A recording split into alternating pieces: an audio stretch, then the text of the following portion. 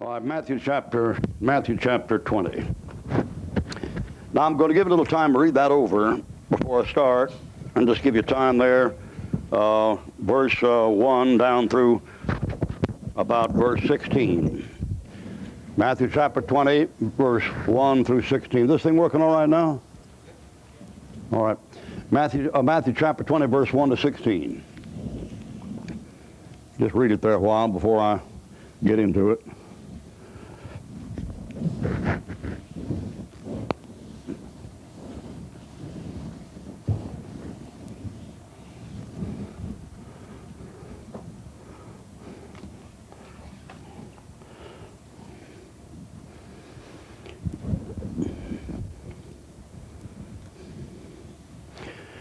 Now, this is one of those two parables about vineyards in the Bible, and Christ's a great one for talking about those things. And a little bit later, he'll tell one where he's coming to get the vineyard that belongs to him, and he gets murdered for coming to get it. And this one here, he's talking about sending out workers into his vineyard. And another time he talks about these things, he says a man had a vineyard, and he had a couple of boys, and he sent his boys out to work in his vineyard. And the oldest boy said, "I go, sir," and then he didn't go. Lied to his daddy.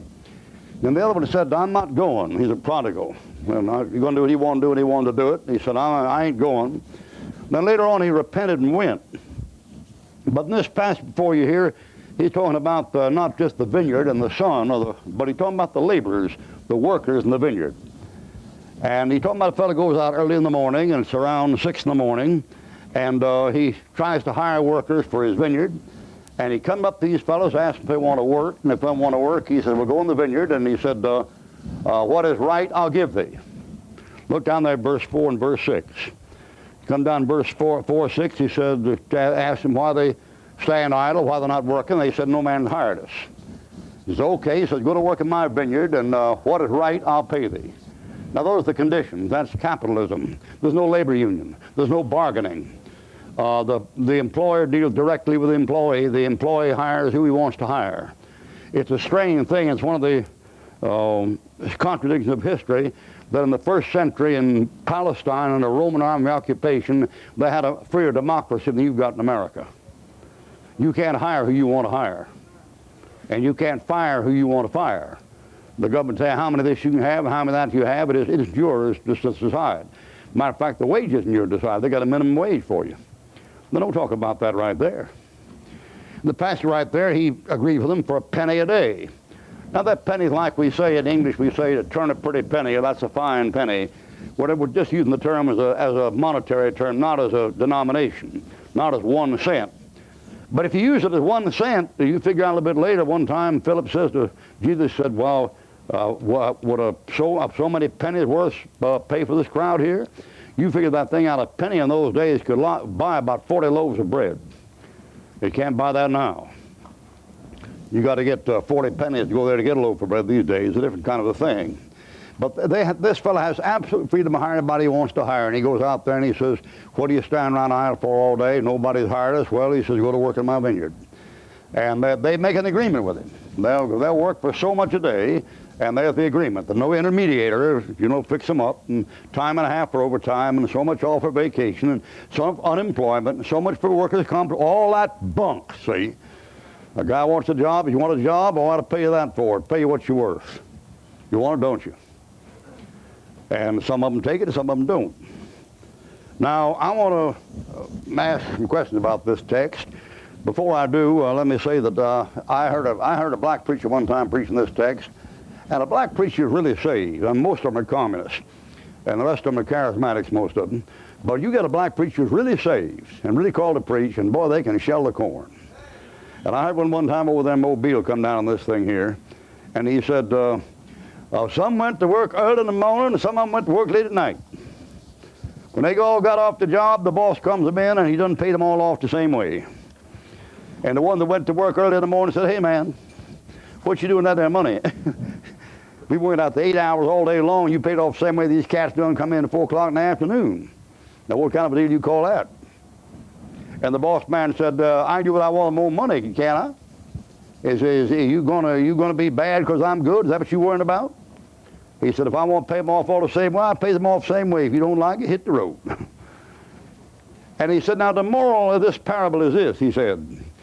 The moral of what the Lord is trying to say here is that it don't make no difference what time you went to work. The question is you on the job? Now, I never could get that out of that parable, but he got that thing out of that parable some way. The question is you on the job. Now, I'm going to ask you a question here that Jesus asked these laborers. Why stand you here idle all day? In other words, why haven't you yet gone to work in the Lord's vineyard? Well, Ruckman, I'm very talented. You don't need talent. You say, well, Ruckman, I haven't had much education. You don't have to have much education. You say, well, I've been called to preach. You don't have to be called to preach. The time is long gone, brethren, when a fellow could say, well, God hadn't called me to work because I'm not a preacher or a teacher, an evangelist. That time is long gone. Back in the old days, we talked about full-time service. We were talking about a fellow being a pastor or an evangelist or a missionary or a Bible teacher, something like that. But those days are way past. Christianity, like in America today, like everything else, has gotten complicated. And it's gotten so complicated that there are all kinds of jobs now for the Lord, full-time jobs that have nothing to do with preaching or teaching. The Lord needs school teachers. The Lord needs English teachers. The Lord needs radio announcers. The Lord needs radio stations. The Lord needs secretaries. The Lord needs bookkeepers. The Lord needs certified public accountants. There are all kinds of things open in the ministry today. The Lord needs pilots. You see, what for? Take stuff back and forth to missionaries. Truckers, you say, what for? To send supplies to missionaries. Mechanics, what for? To fix the trucks. There's all kinds of things you can do for the Lord in Christian work. And it's no longer limited just to something like being a teacher or an evangelist or a pastor. But still, God's people sit around idle and wait like they wait for something. You don't have to wait for a call for full-time service. I mean, when I say full-time service, I'm not talking necessarily about being a preacher or a teacher or an evangelist. I mean for doing something for the Lord the rest of your life. And there's something you should do for God. You ought to go to work in His vineyard. The Lord's got all kinds of work for people to do out there in the vineyard. And the fact that you're a woman or a girl or a boy, that ain't going to do it either. These days are all kinds of things God could use right now. God could use right now in America easily. He could use 500,000 middle school kids who pass out tracts. At a minimum. At a minimum. I say 500,000. I should have said that for New York or Los Angeles and let the rest go. But the question is, why sit you here idle all day? That's the question. Now, let me ask you something. If you haven't yet made up your mind to serve God the rest of your life in some capacity, let me ask you some questions about it. Is the reason why you haven't taken the job is because the offer is not reasonable? I mean, he says you know what he says in Romans? He says, I beseech you, brethren, by the mercy of God, to present your body a living sacrifice, wholly acceptable to God. Listen, which is your reasonable service. What is that? He's saying that the most reasonable thing you possibly could do is give your body to God. Present your body a living sacrifice, wholly acceptable to God. Reasonable. Folks say, well, I never heard anything as unreasonable as that. What's unreasonable about giving your whole body to somebody, you know, to somebody you can't even see and never even seen? What's reasonable about that? Well, the thing that's reasonable about that is He gave Himself for you. The thing that's reasonable about that is He says you're bought with a price. Glorify God in your body and your spirit, which are God's. If He laid down His life for you, then you certainly owe your life to Him. So when Paul looks at it, Paul takes an attitude. He says it's reasonable. And Paul says, he says, present your body a living sacrifice, wholly acceptable to God, which is your reasonable. He didn't think it was unreasonable. Now, I don't know how you feel about it, but he didn't think it was unreasonable. He says, perfectly reasonable for you to give yourself to God in view of the fact that He gave His Son for you. The first question I'm going to ask this fellow right over here, sitting over here in the corner by the trash can. I'm going to ask him over here, sitting over here in the curb, I'm going to ask him, why don't you go to work today? Is it because the work is not reasonable? Is that what the alibi is? You know, I think sometimes people that take that kind of a viewpoint have never learned how to work. The average young man in America today, he doesn't know much about real work, the average young man. I've talked to fellows 15, 16 years old didn't know what a hoe was. If you don't know what a hoe and an axe and a rake and a shovel and a hammer are, something missing in your education real bad.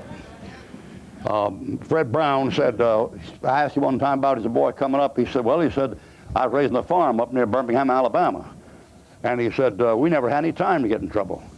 He said, we get up before dawn. He said, I never saw a cow in daylight. He said, every time I saw a cow was before the sun came up or after the sun went down. And he said, you know, he said, what we do, we'd work and work and work. We come in about noon, have a big meal. Then sometime we get about an hour rest in the afternoon, then we're right back up again out in the fields till sundown. And then sundown come in, he said, Mom, have some supper for us ready. And we sit down and have supper, and after you got supper and come till about 7 o'clock, the old man would say, well, boys, now if you want to go downtown and have a good time, go ahead. That's a dirty trick. Everybody so pooped they couldn't go 5 feet, man. They've been working almost 10 hours. Go down to 7 o'clock, you're just out of trouble that way.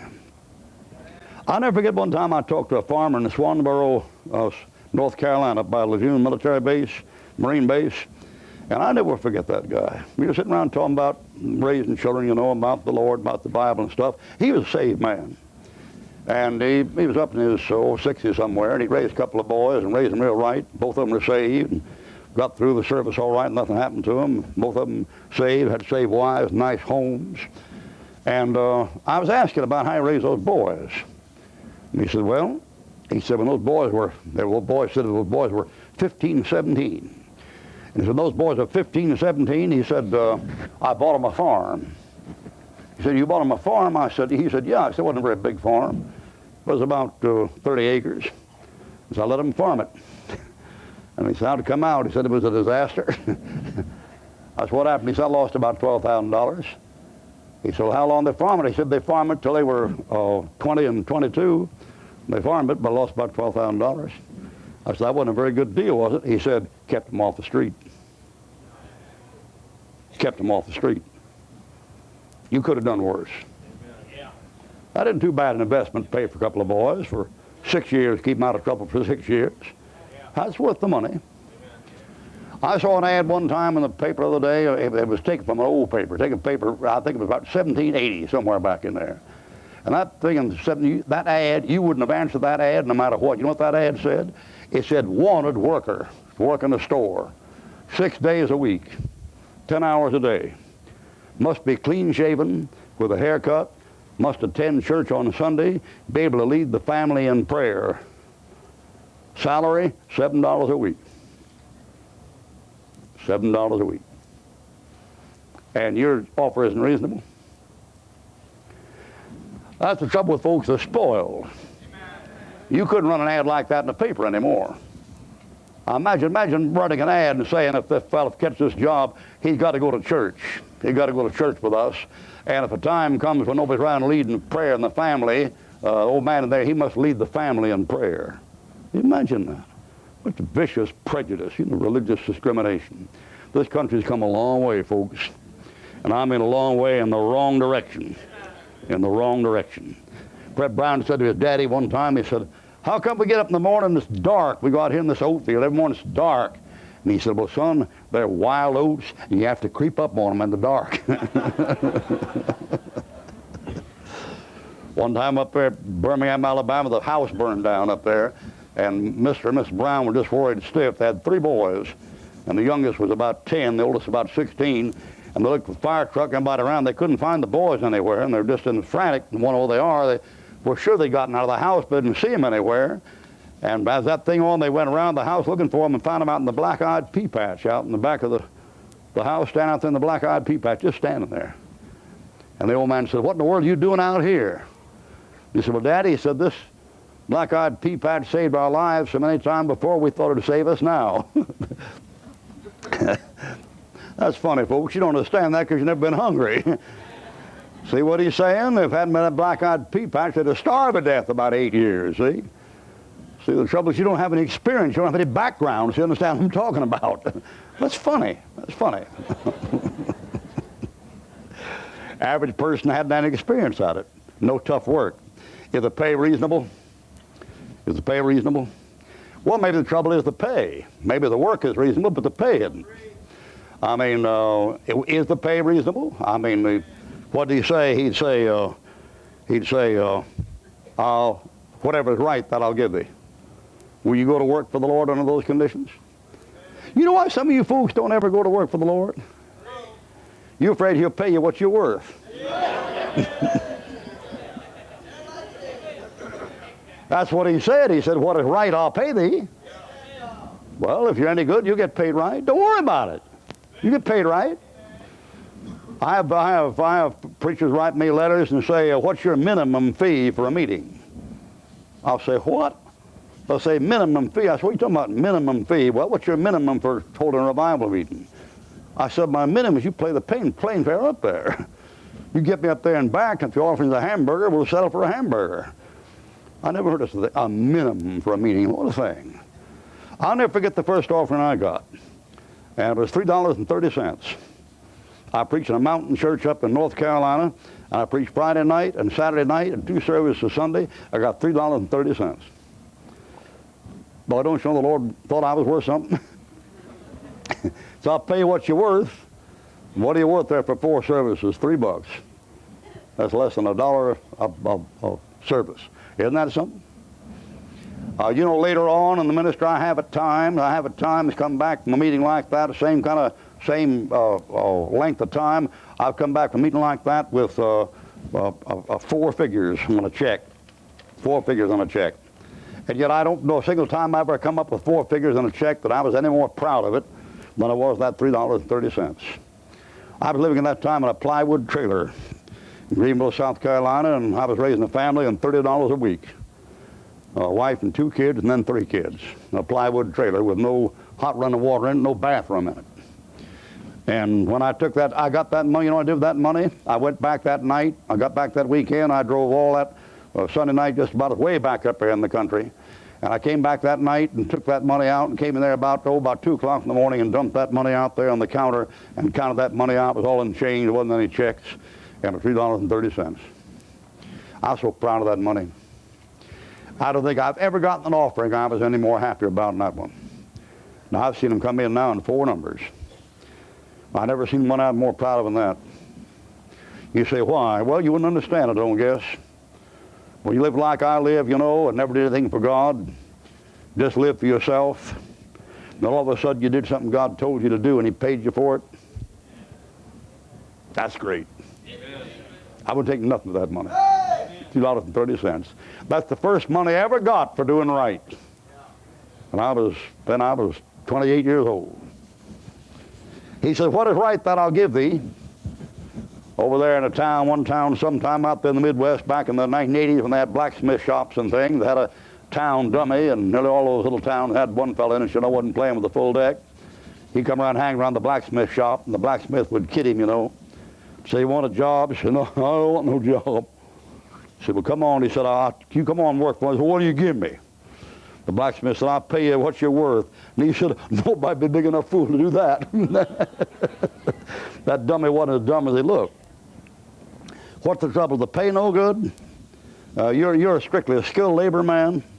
We have guys come down here and they have a terrible time finding jobs, but when you get to know them better, you find what the trouble is. And the trouble is they have a hard time getting the job they want. Skilled labor. I think it's skilled labor to go 2 years out and be employed while you pretend to be looking for work. That takes real skill. Let me ask you this. Is the trouble the employer? Maybe you have no objection to the pay. Maybe that isn't it. And maybe you have no objection. Maybe as far as you're concerned, the thing is reasonable, see? But maybe the trouble's the employer. And maybe you don't like working for Jesus Christ. Do you know where you can get a better employer? I wonder how many jobs some of you people have held. I've had all kinds of employers. I run a popcorn machine in a city park for a fellow named Jim Torsney, a Jew over out there in Kansas. I've checked drinks at a bartender at a nightclub, Indian Beach Club, Rehoboth Beach, Delaware, at 1 o'clock in the morning, sitting there checking the drinks, going in and get out, make sure the waiters didn't get too drunk while the night was over. I've received checks for playing drum little dance bands, hillbilly bands, country western bands, big bands, 14, 15-piece swing bands, jazz combos, that kind of thing. I've received pay for those. I've had employers. Had Uncle Sam for employer for 4 years. I got pay as a corporal, got pay as a shave tail. I never had a better employer than Jesus Christ. I've had all kinds of them. I worked for Giddens at a restaurant over there in Mobile, WKRG. I work for Sam Hearn, Mobile Press Register, WABB. I work for Irving Welsh here and Russell Hirsch here in town, WER. Tell me all about it. I've had all kinds of employers. I worked for the Chickasaw Shipbuilding Company, boy. I mean, now, union man, got the butt and the whole thing. We're down the whole of those ships drilling those sockets in for those light receptors. I've had all kinds of employers. I have never had an employer as good as Jesus Christ. Will you take my word for it? After I've been working for him for 49 years, I don't have one complaint to make against the management. Not one in 49 years. I must be in a pretty good union. I got a straw boss and found no fault with him in 49 years. I don't think the employer's your problem. You know, one of the things that always bugged me when I think about it, and especially in relation to the Germans, is how a young man can go out there and sacrifice his life and lay down his life for a demon-possessed killer like Adolf Hitler, or as far as that goes, an American go down and die for FDR or Slick Willie or JFK. I can't understand that. I can't understand why a fellow would take the government as an employer instead of Jesus Christ. I knew guys back then in World War II that stayed overseas 40 months and 44 months. They came back, their lives were wrecked, their homes were wrecked, their health was wrecked, and they never got any of it back. And they did that for the government. The government employed them, paid them. Get shot, get your head blown off, $10,000 check for folks back home. A lot of girls married the same guy, you know, in World War II to get his check. Those guys came overseas, you know, they had a bunch of people there waiting to get the check when the thing came through. And of course some of them got back, and then there was all kind of trouble about that. What do they give them now? They give more than 10,000, don't they? 200,000. You're kidding. My goodness, man. 200,000. I can't even imagine that. Well, they take you over there and get you shot up and kill you and send you back without an arm or a leg and take you to Vietnam and dope you up. You undope the rest of your life. You do that for the government. What do you do for God? You know, it isn't that I'm particularly hard or cruel or particularly military-minded, although when you come from 4 generations of military men, you've got to have some of it in you. You can't get it out of you. But the reason I'm so interested in combat men is because I see something all the time. I see how man will go out there and go through hell on this earth for an unworthy cause. And when you try to get them to come down there and give themselves to a worthy cause and the right employer, they won't come. That wears me out. That wears me out. What's wrong with the employer?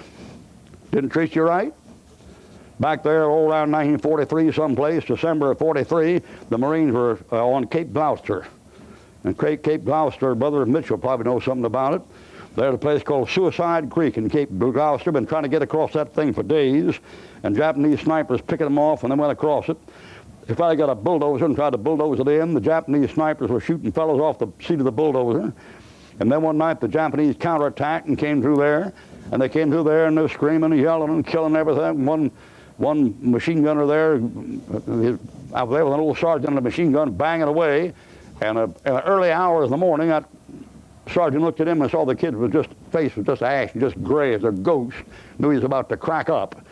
A couple of buddies had already been killed, and somebody had fallen down right next to him, you know, with half his head go on, that kind of thing. And that sergeant took one look at that kid's face and said, a word I wouldn't repeat, but I'll say gripe instead of what the other word. And he'd say, what you griping for? You're getting paid for it, ain't you? He was getting a salary. Marine get a salary. Pretty rough work, isn't it? But you're getting paid for it. How is it an unsaved man can take that attitude toward that and some of you people hold back on selling out to Christ? I wish I knew the answer to that. I've been preaching 49 years now, and that's the thing that has bugged me in the ministry more than anything I know of. Of course, I know I bug them too. I know that. I mean, they're preachers in this country don't even think I'm saved. Sure, man, there are a lot of them. How many of you know a preacher think Ruckman wasn't saved? Let me see your hands.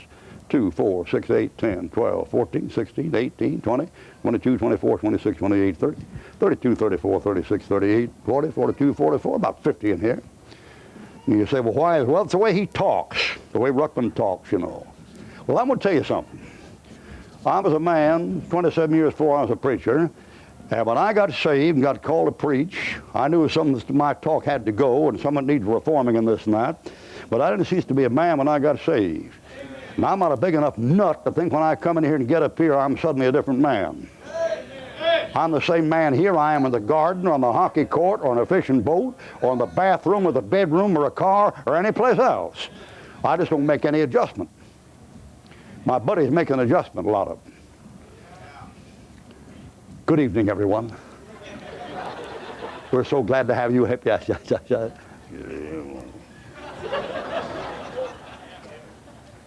let me tell you something, it's just been hard for me to get along with them as it has been for them to get along with me. You know why that is? It's because what I'm talking about. The reason why that is, I can't understand how a Christian with the Holy Spirit in him and the best book in the world and the best employer in the world and the best program in the world, the best army in the world, the best captain in the world, and the promise of God and an old folks home, retirement that you can't beat, New Jerusalem, why you keep hesitating, and afraid to stick out your neck and do what God tells you to do and take a chance and fight for Christ. I don't understand it. Don't understand it. My old buddies would. They go out there and get all hacked up and shot to pieces for JFK and FDR and Elena, or for Mussolini or for Adolf Hitler or some other demagogue, and they take a beating, die out there in the cold, out there in the snow and freeze to death, and amputation and God knows what. I can't understand it. You must not know what a good employer is. I know what a good employer is, Jesus Christ. I know somebody worth dying for, and it ain't the president. I can't, I mean, you say, Ruckman, you're not very patriotic. No, matter of fact, I'm not. I mean, if I knew I was dying for my country, I'd be patriotic, but I wouldn't die for some fornicated whoremonger like Slick. Why should I die for him to protect his dirty, rotten neck? He wouldn't die for me. Wasn't he a draft dodger? Well, follow his example. Commander-in-Chief, yes, sir, you do it, we do it too. Yes, sir. Amen, brother, amen, amen, amen. You get talking like that, folks, you all rattle, you know. What's wrong with the employer? Nothing I've ever found. Let me ask you this. Maybe I haven't got the trouble. Maybe the trouble is this. Maybe the trouble is you don't think the work's important. Maybe that's it. Is that it? Let me ask you this. Can you think of any work more important? What would that be? Like I said, I've had all kinds of jobs. I've held a surveyor's line for 20 cents an hour. If you think that's easy out in Kansas in the winter, try it. Get out there in those old cold flat hills out there, that wind coming across the north from Montana and Wyoming out there, 20 cents an hour, boy.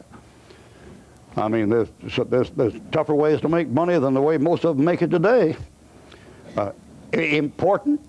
What job, let me ask you something, what job could be more important than getting people saved and getting them rooted and grounded in the Word of God?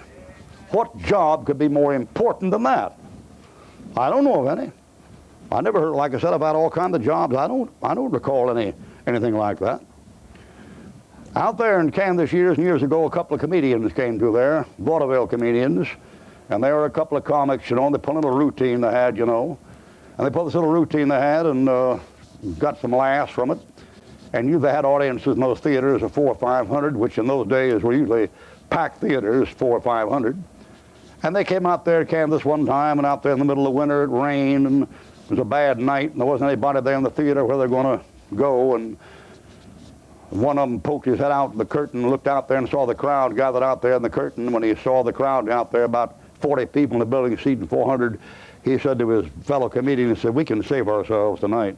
No use to put on a big show. There'll be only 50 people out there. And you know what his buddy told him, an old-time vaudeville comedian? He said, you don't know who out there needs to laugh. So you don't know who out there came and why they came. He said, there may be people out there with not far suicide.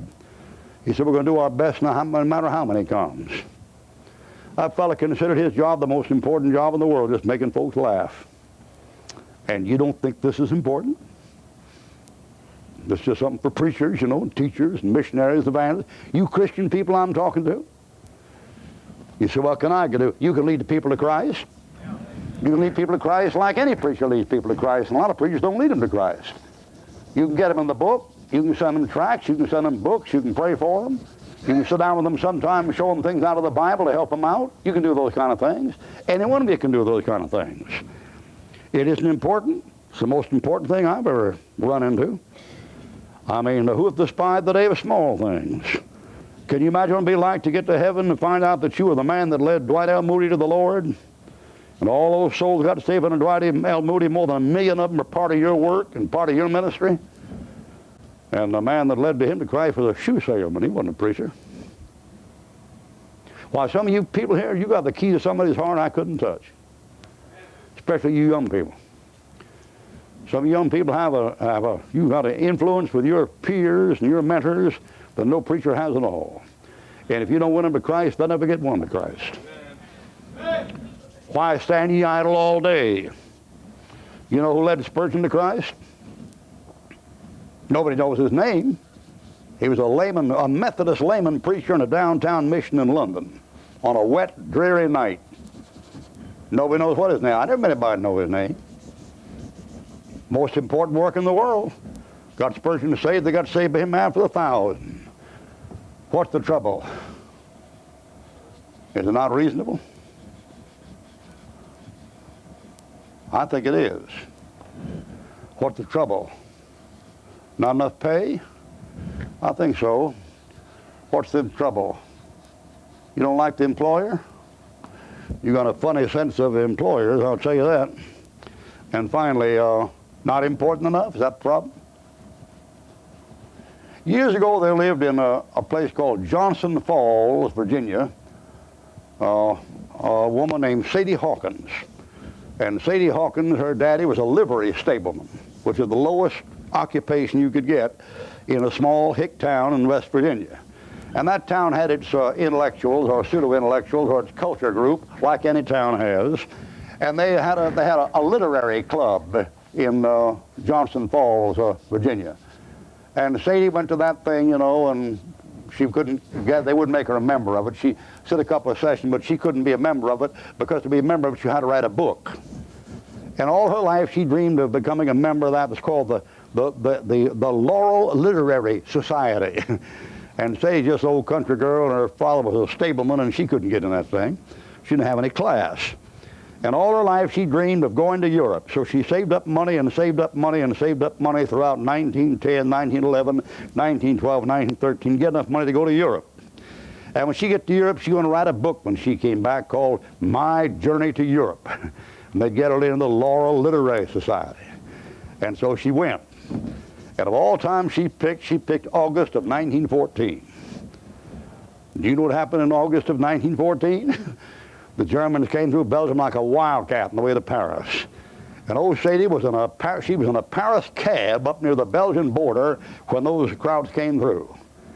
And they came through there like a wildcat going through a paper bag, and boy, she was caught between two artillery barrages, and there were men going this way across that place at night. The cab driver got out and ran for his life, and that hillbilly girl found herself out there in the middle of the night with shell fire on both sides, men screaming, men wounded, men dying, men retreating, going this way and that, and she didn't know what in the world to do. And she got out there and she heard men screaming and crying for water and stuff, and she got out, she began to tear her dress up and make bandages out of it. And then she began to scoop down the water there where there's some water running down beside the road and get a handkerchief and put it in fellows' mouths. And then she put her hand on them, bless and pray for them. And ask God to save them. The Lord bless thee, make his face shine upon thee, and the Lord keep thee, you know, for Jesus' sake, amen. Go down a place like that. Long about 2 hours later, the artillery stopped, and the Belgian outfit came up there temporarily, pushing back the counterattack, pushing them back a ways, but not for very long. And that Belgian counterattack came through there. When it came through there, they found that woman out there with her dress all torn up, running up and down, praying with people. And one of those colonels said, "My God, lady, what you doing out in this hell?" She said, "I'm trying to keep hell down." And he said, "Well, the good thing somebody is, because the rest of us have turned it loose and went on through there." And she stayed in France for about 2 weeks after that and worked in France, worked there as a nurse, helping people out, leading people to Christ. And when she got back to Johnson Falls, Virginia, she was famous. They wanted right away to make her remember the Laurel Literary Society. And she said, I'm thinking about joining. They said, why? She said, I don't know, I'm just not interested. They said, well, what do you find more important to do than that? She said, oh, I don't know, just saving people and trying to help them out. That's the most important thing there is. That alibi won't do. Let me ask you this. Do you think it's going to be easier tomorrow? I mean, maybe you haven't, you're going to put it off till tomorrow, like a New Year's resolution. Did any of you make New Year's resolutions? How many of them did you break? How many of you said, I'm going to quit this tomorrow? Tomorrow I'm going to go on a diet. Is it easier tomorrow than it is today? I grow crops and stuff, and people have different trouble, different things. Out in Texas, they have Johnson grass, and Johnson grass, it grows 5-6 feet deep. You get a yard full of that, boy, and you've had it. And over here, we don't have much Johnson grass, but we have what we call a nut grass. And you got that in the garden, reach down there and see a blade like this and pull that thing out. You ain't pulled nothing out. You run your finger down that thing about 4 inches. And break it off under and pull it out, and you haven't got it yet. And well, that thing is a vine that goes under that ground like that, all over that yard, and the little knobs are like nuts, and a blade of grass comes up each one of them things. And to get that stuff out, sometimes you got to clear down there and break that thing and get that thing and then pull it out. Sometimes that string will come out that long. Nothing down there 6 inches. And the fellow says, well, I'm just not going to shake up the grass yet. I'll keep the grass later. You won't find it easier to take it up later. You fellas that grow gardens, you put off weeding till when? And the rain comes in and up comes that grass, boy. There's one place you can always grow grass. In a vegetable garden. Always. If you're having lawn trouble, just plant strawberries all over your front yard. Have so much grass you can be able to walk on it. But you take that kind of stuff, when that kind of stuff comes, you know what you're going to have to do? You're going to have to get something done. They say, and of course this is just a story, you know, but I think it illustrates the point. I found an old farmer over there in Georgia one time, just sitting down out there on the ground, you know, and just he's smoking a cigarette, just enjoying himself, doing nothing. They said, "What you doing?" He said, "Oh, nothing. Don't have to do nothing. Crops take care of themselves." They said, "What about your pecan crop?" He said, "Well," he said, "we don't have any trouble." He said, "The pecans, oh, no trouble at all." He said, had a big cyclone. He said, "The cyclone came through and took all the pecans off the trees. They're all on the ground." They said, "Well, what about the brush and stuff?" He said, "But lightning hit the trees and burned them up."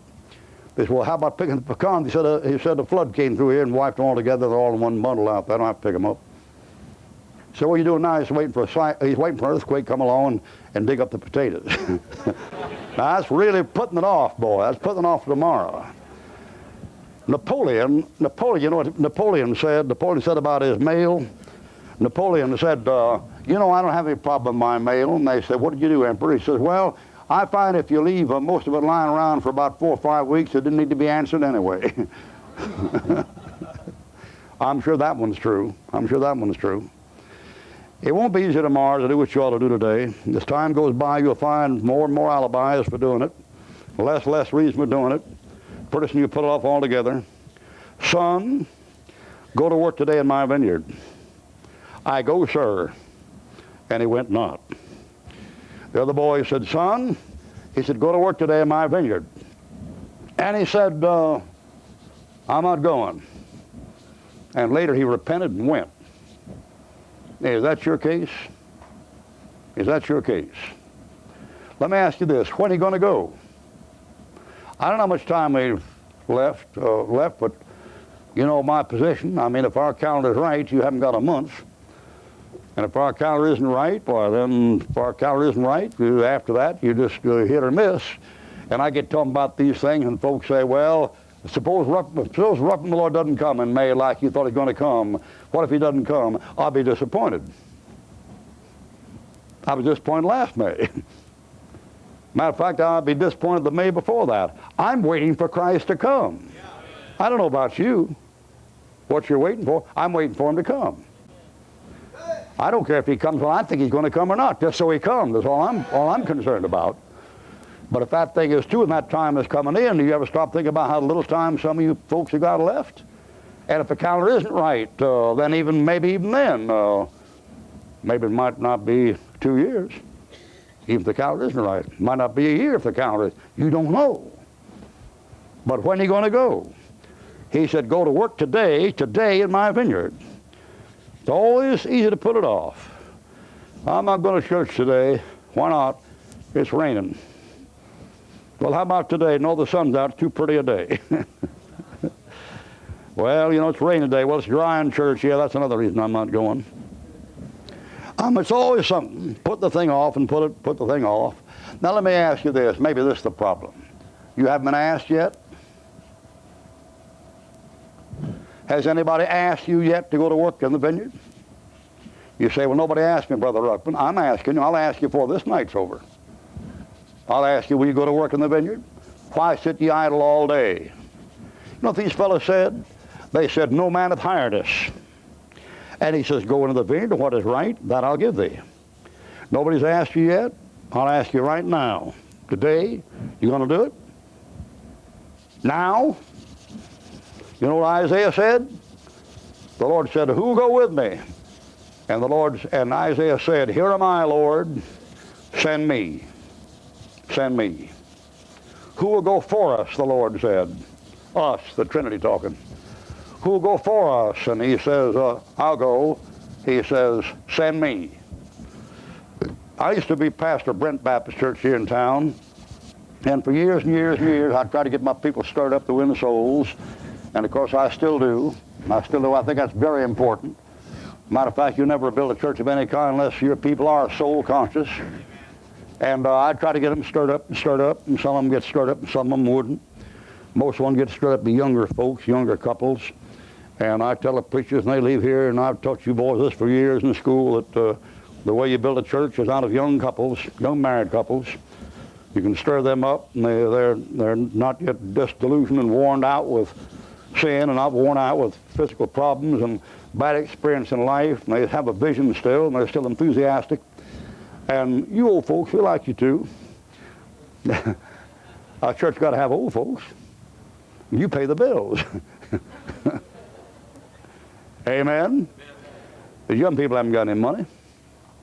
These days, young couples start out, young couple, 20, 21, 22, 23, both of them working, make enough money to take you a week to make your car payment, all that salary, and a week to pay your house payment, all that salary, or 2 weeks. Before you got 1 week to earn enough money to eat on and pay your insurance and take care of your kids and stuff. We need old people. We need you old folks, you wage earners. We couldn't operate without you. But it sure is hard to get you stirred up. Can't teach an old dog new tricks. I try to stay in shape, because I try to still put out the tracts, preach out there on the street, preach in the jails, and keep the thing up, and keep the thing up, and keep the thing up. But you can't depend on me, man. I'm up too far now. I'm over 75. You guys are 40 and 50 and 60. What you going to do? You going to stand idle all day? And I'd preach to them. And I'd try to get them stirred up. A couple of my deacons came to me one time. They said, well, Brother Ruckman, they said, you're just not a very good motivator. They said, you don't inspire people to win people to Christ like Jack Hyles does. And I said, well, that's probably true.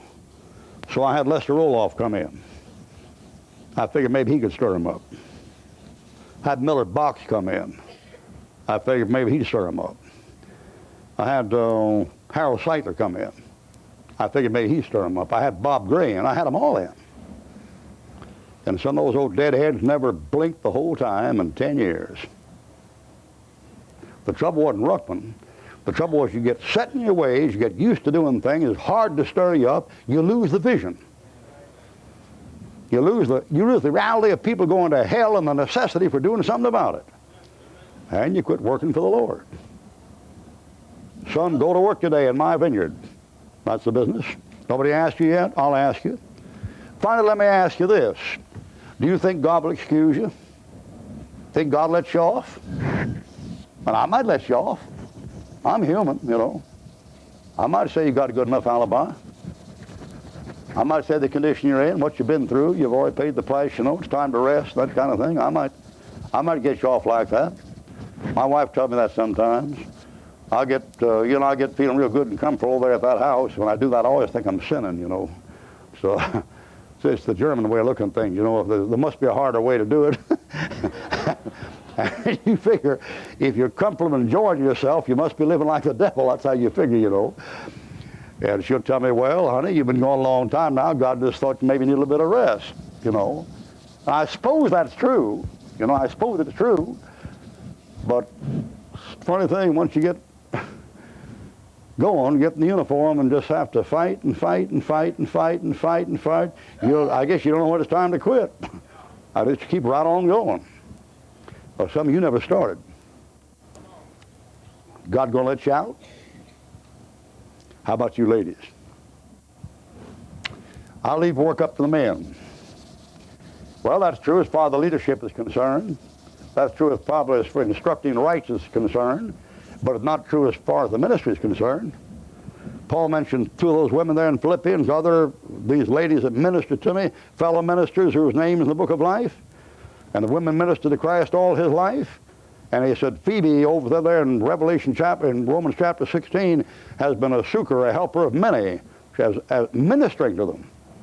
Not as an ordained minister trying to teach them, as a minister ministering to somebody's needs and supplying the need. Cook some meals, make some clothes, distribute some clothes, write some letters, invite some folks in to witness to them, make some calls. You don't have to be the most famous woman Bible teacher in the world to serve God Almighty. There's something you can do as a woman. There's something you can do as a woman a man can't do. You gonna do it? And don't you get upset with me, sister. When we get upset with Ruckman, you just waste your time, lady. Let me tell you something. You're going to get up there to heaven. You're going to see women that went through it, and you're going to see where you rate in God's sight. Ruckman won't be around to bother you. You get up there and Mrs. Hubemeyer, some of you ladies. Mrs. Hubemeyer, her husband got saved. He was a Catholic priest. And he got saved and he became a Baptist. That's unpardonable. And they took him and burned him at the stake. When they burned him at the stake, they called Mrs. Hubemeyer in to try to get him to renounce his religion. And they thought under pressure with her there watching him get burnt that she'd talk him out of it. And when she came in there, instead of trying to talk him out of it, she looked at him there and just as they began to light the first embers to burn him, and she said, "Glory to God for Jesus and his precious martyr." They took her and hung her upside down by her heels and drowned her in the Danube River. Now, ladies, God bless your heart. When you get the judgment seat of Christ, you won't have to worry about your husband or any preacher on this earth.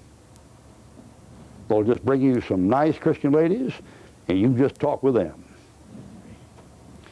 Some of those ladies have their babies torn from them and thrown into hog pens and made them watch the hog eat the kid. Some of those ladies, they put swords in their hands and made them stab their own husband. Some of those women had to watch their husband being hung upside down in a chimney and roasted to death.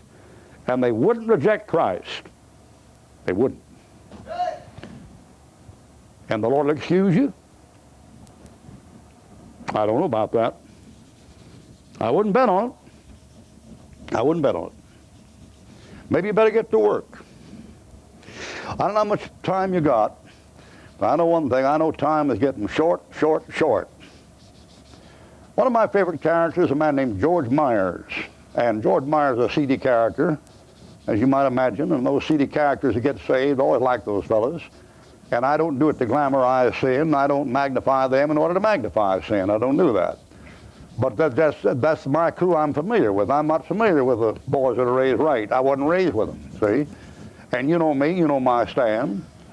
I mean, I believe the best time to get saved when you're about 8 years old. That'd be a good time to get saved. And then after you're saved, when you're about 8 years old, I think it'd be a good idea to get sold out to Christ when you're about 10 and then stay in fellowship with the Lord the rest of your life. That's the way to live if you can do it. If you can do it. But it's pretty hard to do it. And I'm not familiar with those kind of kids. I wasn't raised those kind of kids. And my crowd was the wrong crowd. And that's because I preach one of them gets saved. I know what's going on. But one of my favorite characters is a fellow named George Meyer. And old George Meyer was a chauffeur for Al Capone. They called him the devil, is what they called him. And George Meyer, back in the Depression, most people were making 20 cents an hour and $1 an hour. He was making $500 a week playing chauffeur for Al Capone. He wanted $3,000 a week. And he went to Capone about it, and Capone referred him to one of his underguards, and Frank Nitti. And Frank Nitti told George, he said, no, when the payroll comes in next month, we'll get you $3,000 a week. And the payroll came in, and Capone took a bunch of it and gave it to Fischetti. His cousin didn't give it to George Meyer. And George got mad. George was 19, raised in Champaign, Illinois. And George got mad. He went around and robbed one of Al Capone's pickup stations. You don't rob Smiling Al. Did away with it. One pickup station he robbed there, a week's income, the pickup was $186,000. That was one place that they gave protection to. $186,000 a week. He picked it up and ran for his life, and Capone put out a contract on him. Went off to Pennsylvania and hid in a whorehouse over there for about 4 or 5 months. And then finally he got news from Capone the hit was off. If he'd get out and work for Oney Madden, that was another New Jersey boss who wound up in Arkansas with Slick Willie. And Oney Madden was a capo. And he went over there and worked for Oney Madden for a while, and then he pulled off 6 robberies. 3 of them were armored cars, and got him $130,000 in these robberies. And he went down to Montevideo in South America and bought him a hotel down there and just retired in glory. And in the meantime, there was a very nasty American cop, a police captain in New York named Fitzgerald, and Fitzgerald followed him down there and kidnapped him and brought him back to the States and had him thrown in Alcatraz. And he got out because he'd been illegally arrested, but he spent a year in Alcatraz, like to died, tried to escape with Willie Sutton, the safe breaker, and they like to drown in the sewer trying to get out of Alcatraz. While he was there, Capone got syphilis, and they kicked him out, and he died out in Florida someplace. That was his crew. And he came back and got out of there. When he got out of there, he decided to try to put on a front and set up something legitimate. And he married a Christian widow in Texas. She's 56 years old. Her name was Ellen. And he married her. She was a saved woman. And she tried to get him to go to church. He wouldn't go to church, but she'd help him, and she had plenty of money, and he set up a hotel, got the hotel business. Then he got a bunch of prostitutes. Naturally, he had to do that, to help the business. Got a bunch of prostitutes running there in the hotel, and then he got shacking up with them, a girl named Mavis. She's about 26. He was real proud of himself, because he was up around 60, and he had a nice, young lady to be with beside his wife. And his wife threatened to divorce him if he didn't straighten out. And he got mad and took off from her. But I'm telling you a real story. This isn't a Hollywood script. And he got up there to Chicago, and then he got up there and got upset and figured, well, she's a good woman. I better go back, apologize to her, and ask her to forgive me and straighten out. He ran out of money, so he got in a big gambling thing up there one night, a bunch of fellas playing poker. Cleaned the fellow out $8,000. The guy said he'd pay him and didn't do it. And then he arranged a place for a pickup, a drop-off. Fellow leave the money, and the fellow didn't do it. And old George wrote him a letter. And briefly, you blankety blank money in there by a certain time, I'm going to waste you. And the postal people got a hold of it. That's blackmail and extortion through the mail. And he didn't know if they began to look for him, and he got his money at the pickup. And he headed out of Chicago one night there, heading toward Champaign, Illinois, about 75 miles an hour. About that time, here comes the bubblegum car behind him down there, ways down the road. And he thought it was first somebody faking. He didn't think it was police. He thought it was these fellows trying to get the money back from him. And just like a cops and robbers, you see, he got that thing up. He had a souped-up Plymouth up to 110 miles an hour. And they went to Champaign, Illinois at 1, 2 o'clock in the morning with those FBI guys, and theirs was souped up too, shooting at him all the way, just like you see it in the movies, man, except he couldn't shoot back. And they finally shot his tires out. And he had gas leaking and tire shot out, and that car went off the road and over the road, banged over 4 or 5 times. You'd think he'd be killed for sure, and he was about half dead. All he remembers looking up and seeing 2 guys look at him with a flashlight, and one of them said, this blankety blank's still living. And they got him, and they gave him 6 years in Leavenworth. And he got in Leavenworth. When he got in Leavenworth, his wife, Ellen, sent him a Bible. And he had a cellmate named Dutch. I'll just call him Dutch. And Dutch was a fellow with one eye. He had the other eye shot out with a .357 Magnum robbing a bank, and part of his brain had been blown out with it. Everybody in there thought Dutch was kind of crazy. He was saved. They all thought he was crazy, And old George Meyer, talking about him later, said, Dutch bothered me. He said, you know, you think he was crazy, but you know, when you looked at one good eye he had, he always had that look in his eye like a fellow who's just made a jailbreak. That's what he said. And one day they started to go to chapel, and George says, or Dutch says to George, says, you sure must have a good wife, George. Why did he say that? He said, I see she sent you a Bible. He said, I never read the thing. I don't ask any favors of God, and he don't have to ask any of me. And he said, you going to go to chapel today, George? I said, no, I ain't going, you go. And he went. And after a while, he got curious. One day he said to George, he said, or Dutch, he said, I'll go with you today to chapel. They went to chapel, and Dutch said, you forgot your Bible, George. And George said, oh, you carry it. So Dutch carried the Bible for him. Got there, and the preacher preaching Romans 1. And old Dutch opened the place where it was and handed it to George. You know, they weren't thankful. They knew God, didn't glorify God, wherefore God gave them up a reprobate mind, bring up all the wickedness, malice, deceitfulness, oh, so blankety blank. He couldn't look at it. He just closed the thing. They got back in the cell, and a couple of days. George didn't say anything. George's job was to run the penitentiary elevator.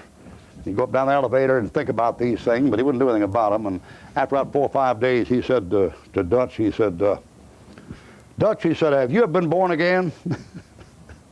And Dutch said, yeah, I've been born again. And he said, have you? And George said, no. He said, why don't you ask God to get you born again? And George said, I never asked God for no favor, don't expect none from him. So I control my own life. And Dutch laughed at him. And he said, what do you mean? Dutch said, this one of your ideas getting in here, was it? That's one of your ideas getting in here? And George got mad and said, well, you're in here too. And he said, that old one-eyed fellow looked him right straight in the face and said, yeah, but George, I ain't on the payroll anymore. Talking about the devil. I ain't on the payroll anymore. Walked off.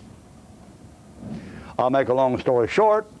About 5 days later, old George was running that elevator up and down that shaft. He got down there between floors in the penitentiary, and he stopped that thing and got on his knees there in the dark and said, God, I don't know what the trouble is, but I need you, and I need what Dutch has got, and I need it now.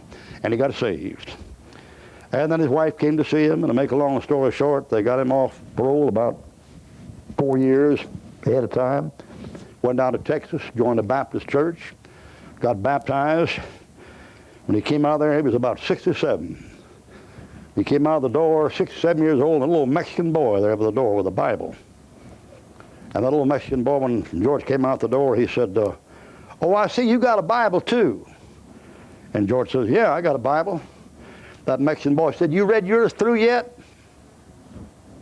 And George said, no, I haven't. He said, you're kind of old, ain't you? And he said, yeah, I guess I am. He said, I read mine through twice. He said, you're getting started pretty late, ain't you? And George said, it's the first time I cried in 50 years. He hadn't shed a tear in 50 years. Went home just bawl like a baby. You know why? Waited too long. I think he lived about 10 years after that. He maybe had 10 years to work out of 77. Why stand ye idle all the day?